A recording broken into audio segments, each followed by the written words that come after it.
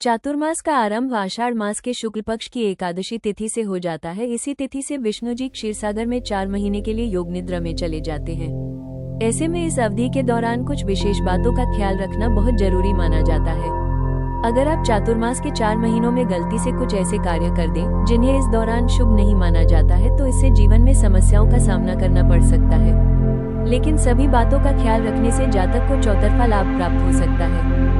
ऐसे में आइए जानते हैं कि चातुर्मास में क्या करना चाहिए और क्या नहीं करना चाहिए। चातुर्मास में मांगलिक कार्यों के लिए मुहूर्त नहीं होते हैं, लेकिन ये 4 महीने पूजा पाठ, मंत्र जप, सत्संग, ग्रंथों का पाठ, ध्यान करने के लिए श्रेष्ठ माने जाते हैं। पुराने समय में चातुर्मास के दिनों में संत महात्मा एक जगह ठहरकर भक्ति और तप करते थे, क्योंकि बारिश के समय में नदी नालों में बाढ़ रहती थी। ऐसे में एक जगह से दूसरी जगह की यात्रा करना मुश्किल था, इसलिए संत महात्मा चातुर्मास में यात्रा से बचते थे और एक जगह ठहरकर भक्ति किया करते थे। चातुर्मास में सावन माह में शिवजी आराधना पूरे महीने करनी चाहिए। शिवलिंग पर रोज जल दूध चढ़ाना चाहिए। देवउठनी एकादशी के साथ ही भगवान विष्णु की योग निद्रा पूरी होगी और श्री हरि सृष्टि का भार संभाल लेंगे।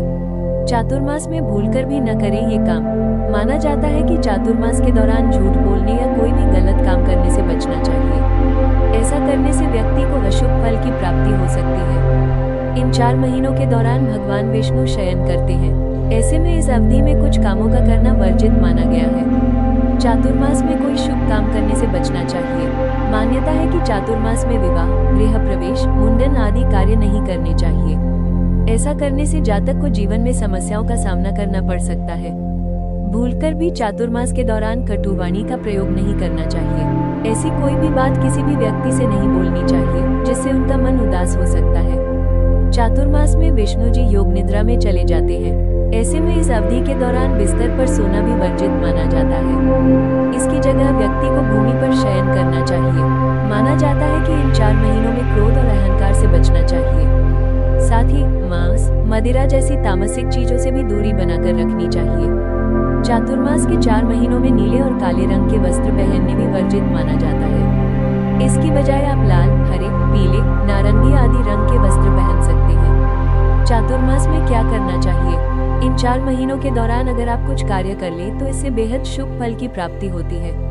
इस दौरान पूजा पाठ और दान का बेहद खास महत्व होता है। माना जाता है कि चातुर्मास में जातक को ब्रह्मचर्य का पालन करना चाहिए और फर्श पर शयन करना चाहिए। ऐसा करने व्यक्ति के जीवन में सकारात्मक बदलाव आने लगते हैं। चातुर्मास के दौरान सात्विक भोजन करना सबसे उत्तम माना जाता है। साथ ही इस दौरान दान और अपने इष्ट देव की पूजा भी अवश्य करनी चाहिए। इन 4 महीनों में सुबह जल्दी उठकर स्नान आदि करने के बाद भगवान विष्णु के मंत्रों का जाप करना चाहिए। साथ ही माता लक्ष्मी की भी विधि विधान से पूजा करनी चाहिए।